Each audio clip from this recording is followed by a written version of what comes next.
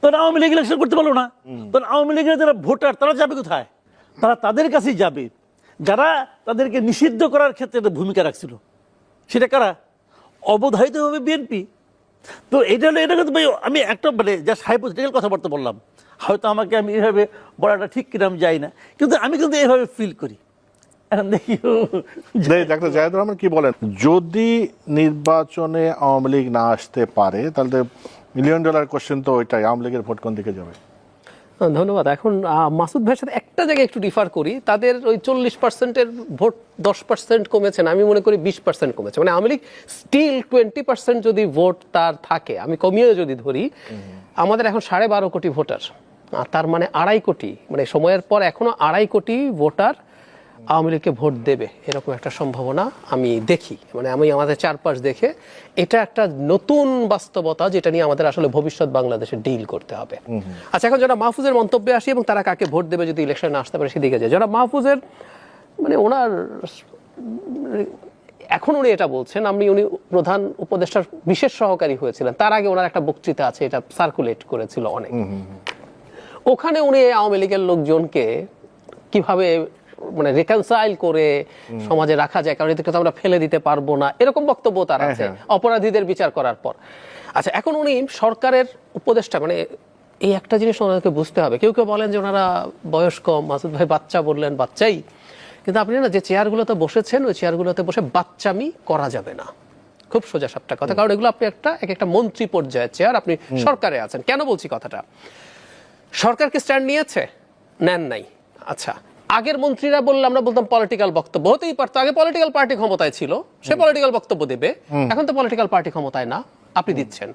আচ্ছা, সরকার যে আওয়ামী লীগকে নিষিদ্ধ করছে না এই ধরনের একটা সিদ্ধান্ত প্রাথমিকভাবে আমরা সরকারের মধ্যে দেখতে পাচ্ছি। আমি উদাহরণ দিই।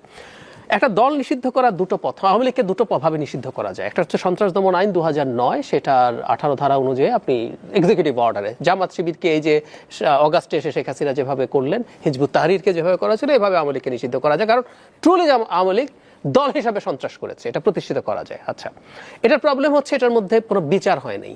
এটা আপনি এক্সিকিউটিভ অর্ডারে যে কেউকে করে দিতে পারেন, পরে আপনি অন্য একজনকেও করে দিলেন। তুলনামূলকভাবে বেটার হিসাবটা হচ্ছে বিচারিক প্রক্রিয়ায়। আমাদের যে আন্তর্জাতিক অপরাধ ট্রাইব্যুনাল আছে, ওটা যে আইন আছে, অপরাধ আইন, এই আইনটাতে সংগঠনকে, পার্টিকে বিচার করা যাবে এই ধারা আওয়ামী লীগ যুক্ত করেছিল, কারণ তারা জামায়াতকে বিচার করতে চেয়েছিল। আমাদের সরকার প্রথম সংশোধনী এনে এখানে নিষিদ্ধ করার শাস্তি কতদিন হবে সেটা যোগ করেছিল, কিন্তু ফাইনালি এই আইনটা যেভাবে অধ্যাদেশ হলো তাতে কিন্তু দলকে শাস্তি দেওয়ার অপশন বিলুপ্ত করা হয়েছে। সরকার এখন আমাদের যে আইনটার অধীনে এখন শেখ হাসিনা সহ অনেকের বিচার হচ্ছে মানবতা বিরোধী অপরাধ, এখানে সংগঠনকে অ্যাকিউজ করার ধারাটা নেই। সরকার যখন এটা বাতিল করে, আবারও বলছি, এটা সরকারকে আনতে হতো না, এটা আওয়ামী লীগে এনেছিল। সরকার বলতেই পারতো এটা আওয়ামী লীগের আনা জিনিসই আমরা করেছি, কিন্তু সরকারটা বাদ দিয়েছে। তার মানে আমরা বলতে পারি সরকার আওয়ামী লীগকে বিচারিক প্রক্রিয়ায় নিষিদ্ধ করার পথে অন্তত এখন পর্যন্ত নেই। কিন্তু একজন উপদেষ্টাই কথা বলছেন, উনি সরকারে থেকে, আমরা প্রায় বলি এই কথাটা যে ওনাদের তো উপদেষ্টা পরিষদ আছে, ওনার যদি মনে হয় হ্যাঁ এই আইন আবার সংশোধন করা যাবে না, তা তো না। এখন যেহেতু পার্লামেন্টের বালাই নেই, একটার পর একটা অধ্যাদেশ আপনি দিতেই পারেন, আর একটা অধ্যাদেশ দিয়ে ঢোকাতে পারেন, কিন্তু এগুলো তো উনি ক্যাবিনেটে আলোচনা করবেন। কিন্তু উনি প্রকাশ্যে এই ধরনের কথা বলছেন যেটা সরকার স্ট্যান্সের সাথে বাইরে আছে।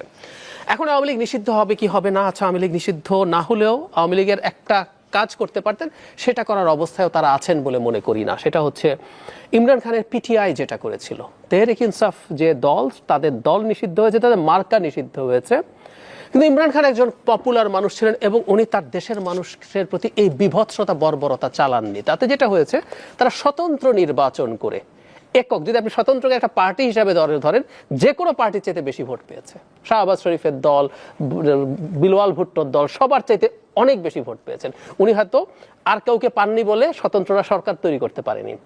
তো আওয়ামী লীগের পার্টি, তাত্ত্বিকভাবে বলছি, যদি নিষিদ্ধ হয় তারা তো স্বতন্ত্র নির্বাচন করতে পারেন। তারা রাজনীতি করেন, দেশে আসলে জেলে যাবেন, জেলে থেকে নির্বাচন করবেন। এসব জেলে থেকে 5টা সিটে যেতে নাই, সেই ইতিহাস তো আমরা জানি। কিন্তু এটা করার মতো অবস্থায়ও তারা আছে বলে আমার মনে হয় না। তাহলে এখন প্রশ্নটা হচ্ছে এই ভোট কে পাবে? আমি মাসুদ ভাইয়ের সাথে মোটা দাগে একমত যে যদি আওয়ামী লীগের স্বতন্ত্র প্রার্থীরাও না থাকে তাহলে সেই ভোট বিএনপির দিকে যাওয়ার সম্ভাবনা বেশি। কারণ হচ্ছে আমরা এখন আসলে পলিটিক্যাল মাঠটা ক্লিয়ারলি বুঝতে পারছি না কেন। আমরা এখন পর্যন্ত যা বোঝা যাচ্ছে, শেষ পর্যন্ত কি হবে জানি না, এখন পর্যন্ত দেখা যাচ্ছে ইসলামিস্ট ফোর্সরা একত্র হওয়ার চেষ্টা করছে। আমরা অবিশ্বাস্য একটা ঘটনা দেখলাম, জামায়াতে ইসলামীর সাথে ইসলামী আন্দোলন বাংলাদেশের বৈঠক হলো, তারা অ্যালায়েন্সের কথা বলছেন। এই দুটো দল তাদের একটা নীতিগত জায়গায় ভীষণ বিরুদ্ধ। যেহেতু চরমোনাইয়ের পীরের দল হচ্ছে ইসলামী আন্দোলন, জামায়াত কিন্তু এই পীরের কনসেপ্টের বিরোধী, তাদের যে ভার্সন, তারা ইসলামকে যেভাবে দেখেন তাতে। সো ওনাদের সাথে কিন্তু সম্পর্ক ভালো ছিল না। এখন ভবিষ্যতে যদি এই ইসলামী দলগুলো, এবং শোনা যায়, আই এম নট শিওর, যদি স্টুডেন্টদের দলও তাদের সাথে অ্যালাইন্ড হয়, তাহলে আমাদের ভাগটা হয়ে যাবে হচ্ছে প্রো ইসলাম এবং সেন্ট্রাল অ্যান্ড আদার্স। সেটা যদি হয়ে থাকে, আওয়ামী লীগের ক্রিমিনালদের কথা বলছি না, আওয়ামী লীগের আমাদের বন্ধু বান্ধবদের মধ্যে ছিল অনেকে যারা আওয়ামী লীগের কোনো বেনিফিটের জন্য আওয়ামী লীগ করতো না। আমি শেষের দিকের কথা বলছি, আগে বংশ পরম্পরায় দলটাকে ভোট দিয়েছে, তারা এক ধরনের সেন্ট্রিস্ট, সেকুলার, লিবারেল ধরনের মানুষ।